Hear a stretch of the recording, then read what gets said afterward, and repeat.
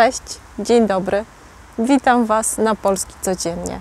Jeśli chcecie nauczyć się języka polskiego autentycznego, takiego, którego używamy my, Polacy, na co dzień, jeśli macie ochotę uczyć się autentycznie i bez stresu, Polski Codziennie jest najlepszym miejscem do tego. Zapraszam.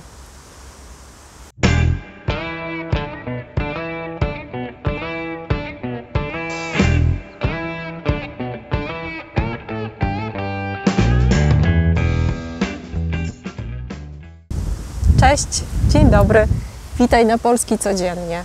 Dzisiaj opowiem Wam o reklamach, które możecie zobaczyć na warszawskich ulicach. Zapraszam. Jesteśmy na warszawskiej ulicy, na Ursynowie. Ursynów to część Warszawy, to jedna z dzielnic Warszawy, która znajduje się na południu miasta. Nie będę jednak dzisiaj opowiadać o mieście, nie tym razem. Dzisiaj pokażę Wam kilka interesujących reklam ulicznych, tak zwanych billboardów.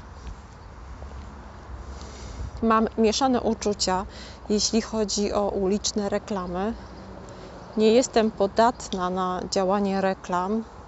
Reklama nie zachęci mnie do zakupu czegoś. Dlatego też dla mnie reklamy uliczne to niepotrzebny element krajobrazu. Element, który często przesłania rzeczy naprawdę interesujące. Uważam, że w polskich miastach jest za dużo reklam na ulicach, jest za dużo reklam wzdłuż autostrad i dróg szybkiego ruchu. Władze miast powinny coś z tym zrobić. Z drugiej strony jednak reklama uliczna to dla mnie ciekawa rzecz. Zawsze zwracam uwagę na reklamy w nowych miejscach. One dużo mówią o kraju, o mieście lub o części miasta. W Warszawie jest obecnie kilka reklam, które wydają mi się interesujące. Zdałam sobie sprawę, że nawet dla osoby, która zna trochę język polski, ale nie zna polskich realiów, kultury czy historii, te reklamy mogą być niezrozumiałe albo mogą budzić zdziwienie. I dlatego postanowiłam o nich dzisiaj opowiedzieć.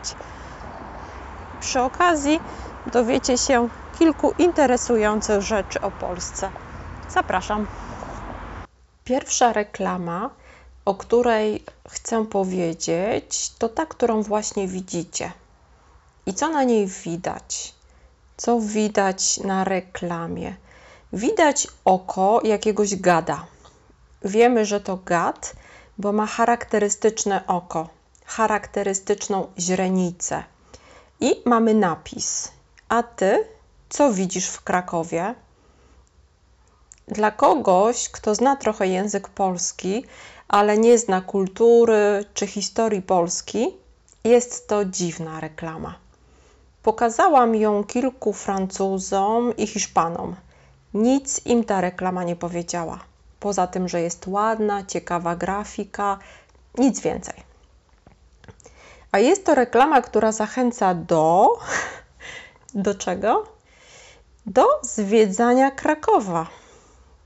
Tak, moi drodzy, ta reklama zachęca do zwiedzania Krakowa. Dużego, pięknego, polskiego miasta. Kraków był stolicą Polski, zanim została ona przeniesiona do Warszawy w roku 1596 przez króla Zygmunta III Wazę. Warszawiacy, doceniając fakt przeniesienia stolicy do Warszawy, postawili mu kolumnę z jego posągiem, rzeźbą na placu Zamkowym w Warszawie. Kraków jest miastem pełnym historii, ciekawych zabytków. Zabytki to dzieła człowieka, jak budynki, pomniki lub przyrody. jak drzewa na przykład, które też mogą być zabytkami przyrody. Zabytki są materialnym świadectwem historii poprzednich epok.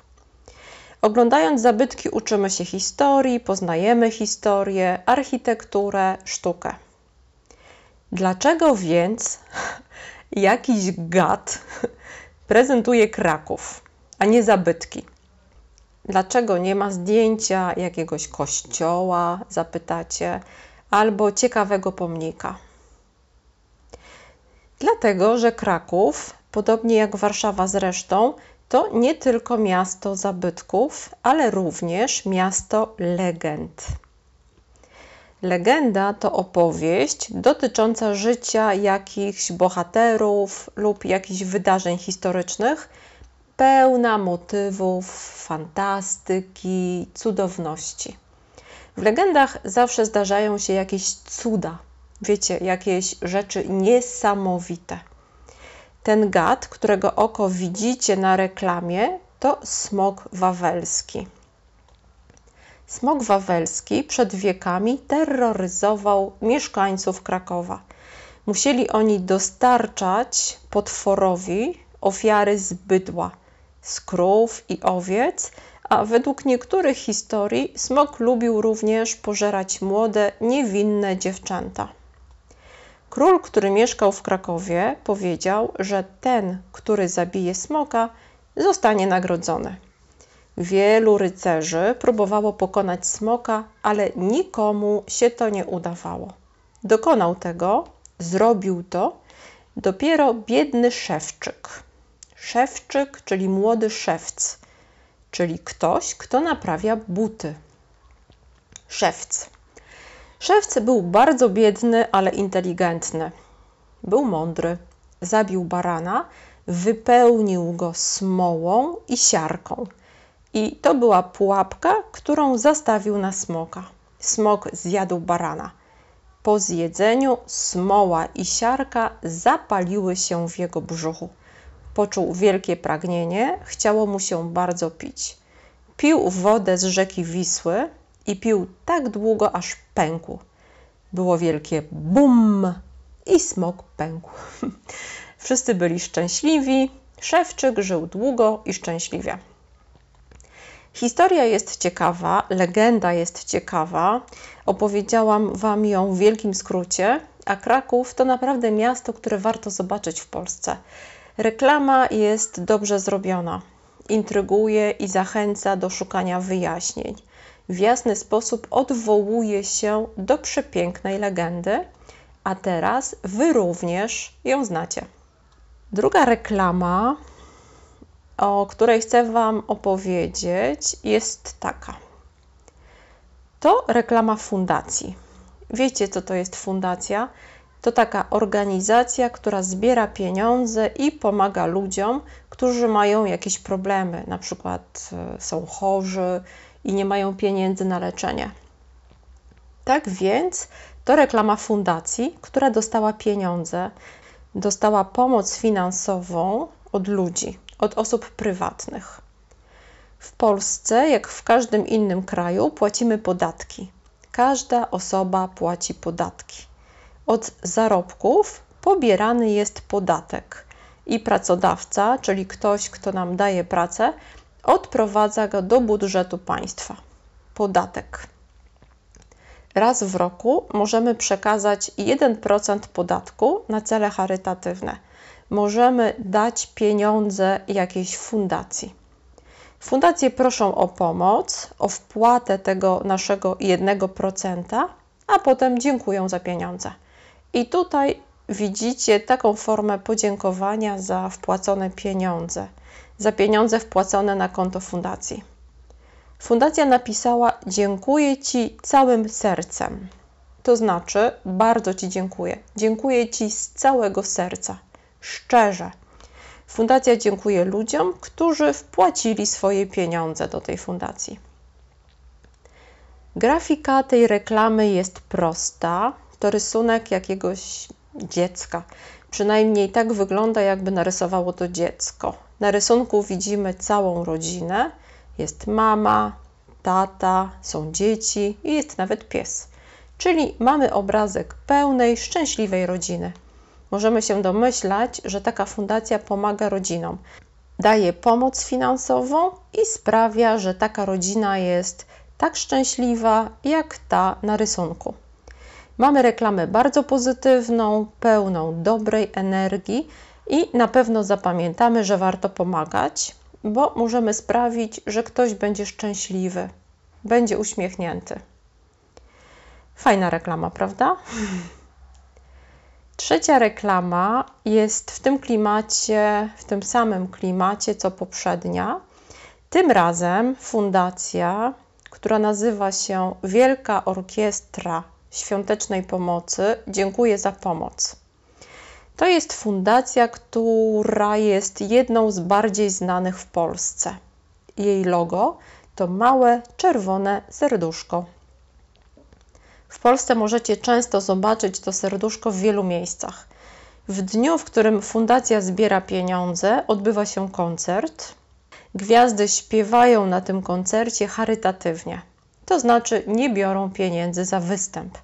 Impreza jest transmitowana przez telewizję, a po ulicach chodzą wolontariusze z metalowymi puszkami, do których ludzie wrzucają pieniądze.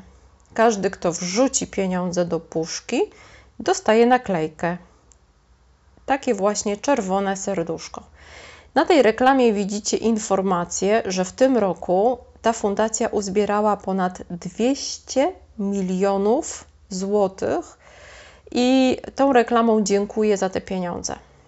I ostatnia reklama dzisiaj to ta, ostatnia prosta. Szczepimy się. To reklama finansowana z budżetu państwa. Reklama zachęca ludzi, żeby szczepili się przeciw COVID-owi. Takich reklam jest teraz dużo na ulicach polskich miast. Widzimy na nich znanych ludzi, osoby publiczne, które są popularne. Są to ludzie znani na przykład z telewizji. I tacy ludzie zachęcają do szczepienia się. Na tej konkretnej reklamie widzimy kilku zawodników z warszawskiej drużyny piłki nożnej. Ta drużyna nazywa się Legia. Ma charakterystyczne logo, taką literkę L. Jeśli jesteście fanami piłki nożnej, warto to logo znać. Możecie je zobaczyć w Warszawie, na przykład jako graffiti na murach domów. Tak wygląda to logo. Tak. I to tyle, jeśli chodzi o to, co chciałam Wam dzisiaj pokazać. Ciekawych reklam jest więcej, ale nie możemy mówić tylko o tym. Mam nadzieję, że wideo Wam się podobało, że było interesujące. Jeśli tak, to dajcie lajka i koniecznie subskrybujcie mój kanał, żeby oglądać nowe filmy. Kliknijcie też dzwoneczek, żeby dostawać powiadomienia o nowych wideo. Aha, i pamiętajcie o transkrypcji w języku polskim dostępnej po zalogowaniu się na stronie www.polski-codziennie.pl. Życzę Wam wspaniałego dnia. Cześć!